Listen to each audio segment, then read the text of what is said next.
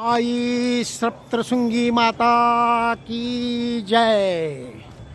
मित्रांनो, आपण नाशिक जिल्ह्यातील या वणी सप्तशृंगी गडावर आलेलो आहे आणि अतिशय उंच असलेलं हे ठिकाण आहे मित्रांनो। आणि इथूनही आम्हाला या ठिकाणावरून आम्ही आता पायी चालत निघालेलो आहे। समोर दिसतंय ते सप्तशृंगी मातेचं हे मंदिर तुम्हाला दिसतंय। अतिशय जागृत आणि महाराष्ट्रात असलेले 3.5 शक्तिपीठातील अर्धशक्तिपीठ म्हणून या सप्तशृंगी मातेला ओळखलं जातं। आणि या ठिकाणी आता गेट सुरू होतंय मित्रांनो। सातपुरा पर्वताच्या ज्या रांगा आहेत आणि या 7 पर्वत असल्यामुळे या देवीला इथं सप्तशृंगी असं म्हटलं जातं। आणि मित्रांनो,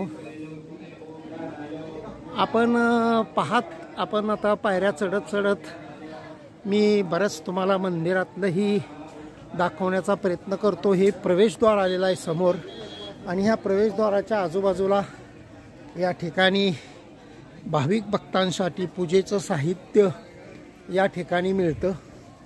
अतिशय जागृत असलेलं हे सप्तशृंगी माताचं मंदिर। आता आपण या मंदिरात प्रवेश करतोय मित्रांनो। हे प्रवेशद्वार आहे, सप्तशृंगी गडाचं प्रवेशद्वार आहे। भव्य असं प्रवेशद्वार आणि या ठिकाणी अनेक डेव्हलपमेंट सुरू आहेत मित्रांनो। आणि आपण या प्रवेशद्वाराच्या इथलं मुख्य आपण या ठिकाणचं दर्शन घेऊन आपण इथून आता परत पायी प्रवास आपण या ठिकाणी करतोय।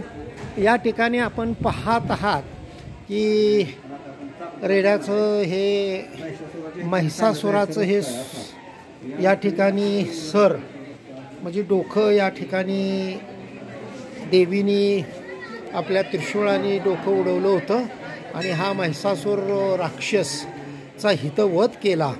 आणि देवी या गडावर नंतर विश्रांतीसाठी वर आलेली आहे। असा महिषासूर राक्षसाचा या ठिकाणी प्रचंड पृथ्वीवर जो उत्मात सुरू होता, अन्याय सुरू होता, त्या अन्यायाला वाचा फोडण्यासाठी सर्व देवी देवतांनी शंकर भगवान यांच्याकडे आणि शंकर भगवानाने माता पार्वतीला यातून या महिषासुराच्या पाचून या सृष्टीचं लोकांचं रक्षण करण्यासाठी त्यांनी विनंती केली।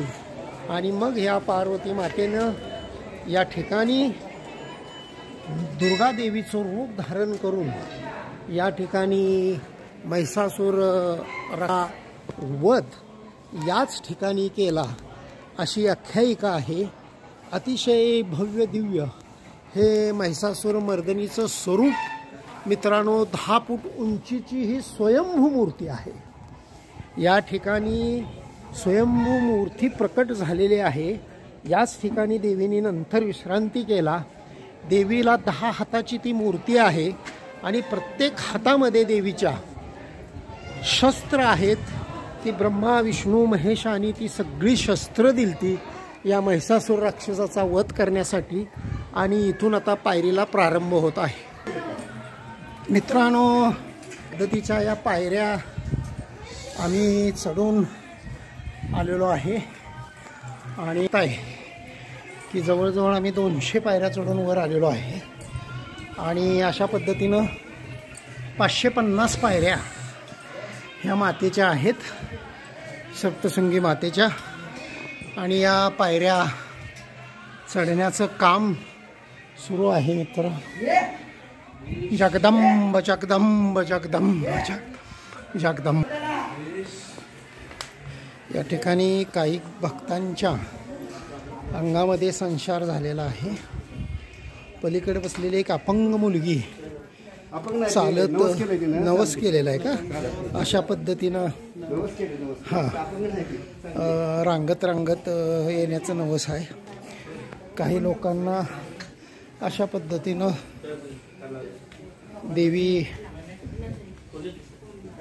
अंगात येत असते आणि अतिशय जागृत असं हे देवस्थान आहे मित्रांनो. चालत जात असताना 272व्या पायरीवर हे प्रभू श्री रामचंद्राचं मंदिर आहे. आणि समोर मित्रांनो या ठिकाणी मार्कंडेय ऋषींचं हे पर्वत, मार्कंडेय ऋषीचं आपल्याला ते दिसते डोंगरावर उंच. मार्कंडेय ऋषी या ठिकाणी त्यांचा हा पर्वत आहे आणि वर दिसतंय ते अत्यंत शिखर मंदिर आहे. मार्कंडेय ऋषीचं तपस्या स्थान आहे ते मित्रांनो. मार्कंडेय पर्वत त्याला म्हणतात आणि अतिशय उंचावर आपण या ठिकाणी आलेलो आहे. आणि अशा पद्धतीने सप्तशृंगी मातेचं या पुढे दर्शनासाठी निघालेलो आहे. मित्रांनो, आपण आता सप्तशृंगी या मंदिरात आई जगदंबेच्या दरबारात पोचलेलो आहोत. आणि आपण बघताय की चैत्र नवरात्रीचे दिवस आहेत मित्रांनो. आणि चैत्र नवरात्री ही आपल्याकडं खूप कमी उत्साहाने साजरी केली जाते, परंतु प्रचंड अशी मध्य प्रदेश, गुजरात, राजस्थान, उत्तर प्रदेशमध्ये हे चैत्र नवरात्री साजरी करत असतात. आणि आपण बघताय की सप्तशृंगी मातेचं मी परत तुम्हाला दाखवण्याचा प्रयत्न करतो, पण गर्दी प्रचंड आहे. आणि चैत्र पौर्णिमेला तर इथं लाखो लोकांची यात्रा भरते मित्रांनो. पद्धतीनं अतिशय उंच असा आपण गड चालून या सप्तशृंगी मातेच्या दरबारात आलेलो आहे. दुर्गा माता की जय, सप्तशृंगी माता की जय. हे समोर दिसतंय हे सप्तशृंगी गडावरील दर्शन आहे. ही सप्तशृंगी बसलेलं शहर, तुम्हाला शहर नाही आहे, छोटंसंच गाव आहे, एवढीच वस्ती आहे. थोडीफार अजून या साईडला आहे, डाव्या साईडला. समोर मार्कंड ऋषींचं ते स्थान आहे, तपस्या स्थान आहे. खूप उंचावर असलेलं हे सप्तशृंगी गड वणी हे नाशिक जिल्ह्यातील अतिशय प्रसिद्ध असं शक्तिपीठ आहे.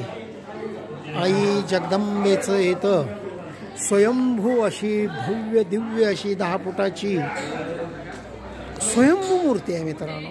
आणि अशा पद्धतीनं हे आपल्याला दिसतंय वणी सप्तशृंगी गड. आत्ता आम्ही दर्शन करून आलेलो आहे आणि परतीच्या प्रवासाकडे आम्ही नाशिककडे निघालेलो आहोत. आई जगदंब जगदंब जगदंब जगदंब आई सप्तशृंगी माता की जय.